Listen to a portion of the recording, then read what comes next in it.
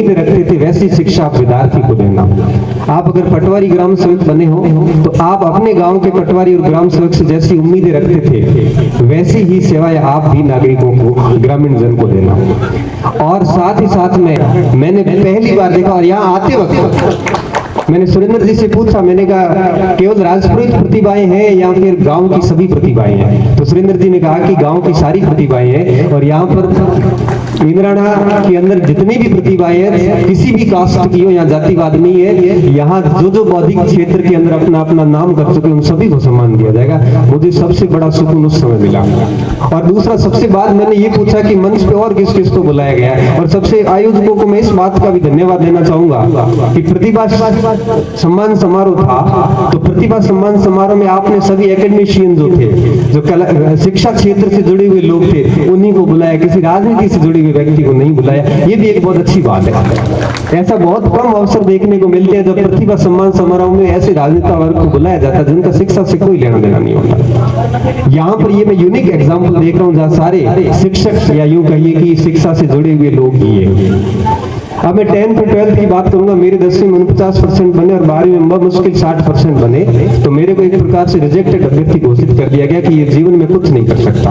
क्योंकि आपको भी पता होगा कि जब कम प्रतिशत बनते हैं उसको ये दृष्टि से देखा जाता है कि ये आगे कुछ नहीं कर सकता। लेकिन बच्चों में आपको एक संदेश देना चाहूंगा कि जीवन में आपके जैसे जैसे आगे बढ़ोगे आपकी बहुत सारी बाधाएं आएगी, सामाजिक बाधाएं, सांस्कृतिक बाधाएं, शारीरिक बाधाएं, आर्थिक बाधाएं, बहुत सारी बाधाएं आएगी। आपको हर बाधा को एक बार दरकिनार करते हुए निरंतर आगे बढ़ते रहना है। ये मार्कशीट आपकी प्रेरणा जरूर ले सकती है, लेकिन ये मार्कशीटें आगे तब काम की है जब आप कहीं न कहीं राज्य की सेवा में या कहीं न कहीं अच्छी जगह पे स्थापित होंगे, तो ही इन मार्कशीट का महत्व है, अन्यथा इन मार्कशीटों का कोई महत्व नहीं है। कड़वा संदेश है लेकिन स्पष्ट बात कर रहा हूँ, 92-94% वाले भी अगर अपना रास्ता भटक जाते हैं तो ये मार्कशीट बेटा कोई काम की नहीं आएगी।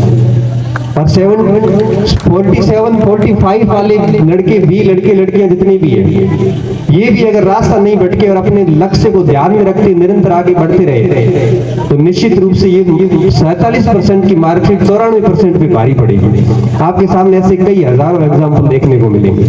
इसलिए मेरा आप सभी को यही संदेश है कि ये मार्कशीट जो आपकी मिली है 84 की हो चाहे 94 की हो, इन मार्कशीट को एक मोटिव समझना, इससे कम प्रदर्शन आपका कभी नहीं होना चाहिए। ये शपथ ले लेना कि आगे भविष्य में इससे बेहतर करने का प्रयास जो है वो निरंतर करते रहेंगे। और एक छोटी सी बात 10वीं 12वीं के बच्चों को और बताना चाहूंगा कि 12वीं के बाद ये स्टॉर्मिंग एज होती है, भटकाव के अवसर बहुत ज्यादा होते हैं। बच्चे मोबाइल जैसे गेम वगैरह बहुत सारी चीजें आएगी जो आपको भटकाने का काम करेगी। तो मैं आपको एक ही बात कहना चाहूंगा, अपना पूरा प्रयास करो कि जीवन में कोई गलत कार्य नहीं हो। जब भी आप बाहर जाओगे, इंदिरानगर छोड़ के जैसे आप बालोतरा जाओगे या जोधपुर जाओगे, वहां आपका किया गया एक गलत कार्य न केवल आपके समाज को बल्कि आपके गांव को, हमारे क्षेत्र पूरे को बदनाम करता है। तो कुछ बनो या न बनो, लेकिन एक अच्छे इंसान जरूर बनना। बाहर जाने के बाद ये संदेश जाना चाहिए कि वो कितना अच्छा इंसान था। व्यक्ति पद को प्रतिष्ठित करता है, पद व्यक्ति को प्रतिष्ठित नहीं करता है। जितना अच्छा इंसान होगा पद अपने आप पद की शोभा बढ़ती है। जर्रों में रह गुजर कर चमन छोड़ जाऊंगा, आवाज में अपनी दूर तलक छोड़ जाऊंगा, आवाज में अपनी दूर तलक छोड़ जाऊंगा। खामोशियों की मौत गंवारा नहीं मुझे, खामोशियों की मौत गंवारा नहीं। बहुत सारी समस्याएं आएगी, आपको हर समस्या को जो है जीतना है। कबीर कुरैशी की एक नज्म है, मैं आपको सुनाना चाहूंगा, बड़े ध्यान से सुनना। कबीर कुरैशी ने बड़े दिल से ये नज्म लिखी थी कि दिल का कबीर जिंदा रख, जमीर जिंदा रख, कबीर जिंदा रख। अंदर से जमीर हमेशा जिंदा रखना, जमीर जिंदा रख, कबीर जिंदा रख। बन भी जाए सुल्तान, इतना भी बड़ा आदमी बन जाए, बन भी जाए सुल्तान तो दिल का फकीर जिंदा रख, बन भी जाए सुल्तान तो दिल का फकीर जिंदा रख। मुफलिसी के दौर में भी, मुफलिसी यानी गरीबी, मुफलिसी के भी दौर में भी दिल की अमीरी जिंदा रख। कितनी भी गरीबी हालात हो, पैसे नहीं हो, फिर भी दिल की अमीरी जिंदा रख, जीवन में हार जाए सब कुछ, जीवन में हार जाए सब कुछ फिर भी जीतने की उम्मीद जिंदा रख, जीवन में हार जाए सब कुछ फिर भी जीतने की उम्मीद जो है वो जिंदा रख। इस बीच में एक शब्द और छूट गया कि तर्कस में आखिर कोशिश का तीर भी जिंदा रख, क्योंकि अब हम क्या करते हैं, कई बार कोई व्यक्ति प्रिपरेशन तैयारी करता है और थक हार कर कहीं बैठ जाता है कि अब मेरा होगा नहीं, वो ये भूल जाता है कि जस्ट उसके बाद ही सिलेक्शन था और वो भूल गया। मैं एक छोटा एग्जांपल दूंगा। मैं रिजर्व बैंक ऑफ इंडिया में ऑल इंडिया 12वीं रैंक के साथ चयनित हुआ था और बाड़मेर से एक ही अभ्यर्थी था मैं, और वो मेरी पहली नौकरी थी। मैं मुंबई गया था और मुंबई से मैं वापस बाड़मेर आया। यहाँ इंडियन एयरफोर्स की वैकेंसी आई हुई थी गरुड़ कमांडोज की जैसलमेर के अंदर। तो रात को 7.5 किलोमीटर की रेस थी।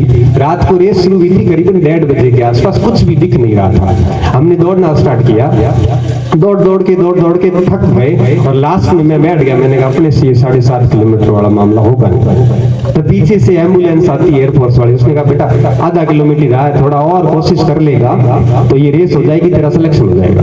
मैंने कहा आधा किलोमीटर रहा है, मतलब 7 किलोमीटर कर लिए तो आधा और दौड़ लेते हैं। मैं और भागा, अब किलोमीटर तो रात को दिख नहीं रहा था, भागता गया 5-7 मिनट और भागा। मैंने कहा आधा किलोमीटर तो कभी का गया, अभी भी नहीं आया, मेरे को ये नौकरी लेनी नहीं, मैं आरबीआई में वापस चला जाऊंगा। और मैं फिर बैठ गया, पीछे से एम्बुलेंस वो लगातार आती रहती है। उन्होंने कहा बैठ क्यों गया? मैंने कहा सर ये 7.5 तो पूरी नहीं। उन्होंने कहा बस ये मोड़ लास्ट है, ये मोड़ पार करते गेट है। मेरे अंदर से फिर एक बार उठ जाए, मैंने कहा एक बार फिर दौड़ लेता हूँ, क्या पता गेट पास ही है तो क्या पता। मैं फिर दौड़ा, 3-4 मिनट और दौड़ा, वो मोड़ भी आ गया लेकिन गेट फिर भी नहीं आया। और इस बार मैंने पक्की ठान ली अपने को एक रेस दौड़नी नहीं है, ना मुझे पार करनी, ना मेरे से होगी। मैं बैठ गया और लास्ट में जब फिर लास्ट में कुछ 2-4 कैंडिडेट आए दौड़ते हुए, उसने कहा बैठा क्यों, अभी पास ही है। जब उन्होंने कहा तो मैंने कहा एक बार और ट्राई कर लेते हैं।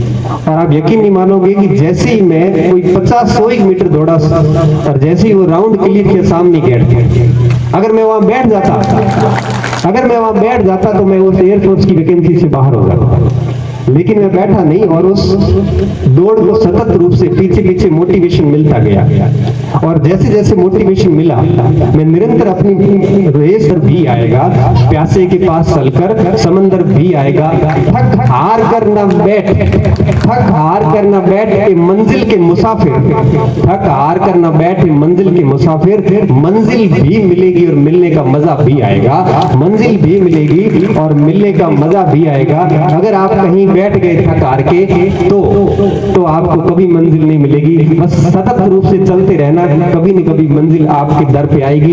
ये बात पुख्ता है। और रामधारी सिंह दिनकर की इन चंद पंक्तियों के साथ में मैं अपनी वाणी को यही विराम देना चाहूंगा कि नींद कहां उनकी आंखों में जो धुन के मतवाले हैं। जिसने धुन मान ली कि मुझे ये चीज हासिल करनी है, उनकी आंखों में नींद नहीं होती, खा पी के 10 घंटे सोते नहीं है। जिसकी धुन लगी हुई है ना कि मुझे ये काम करना है, उस व्यक्ति को नींद उस व्यक्ति की आंखों से गायब हो जाती। नींद उसकी केवल आवश्यकता रह जाती है, मौज परस्ती नहीं होती। नींद कहां उनकी आंखों में जो धुन के मतवाले हैं। गति की तृष्णा और बढ़ते जब पद में छाले हैं, मतलब गति तेज दौड़ने का जब और मन करेगा उस व्यक्ति का, जब उसके पैरों में छाले हो जाएंगे। जागरूक की जय निश्चित है। जो व्यक्ति जागरूक है, जागरूक की जय निश्चित है। हार चुके सोने वाले, जो सो चुके थे वो हार चुके हैं। लेना अनल किरीट बाल पर जो आशिक होने वाले हैं, जो आशिक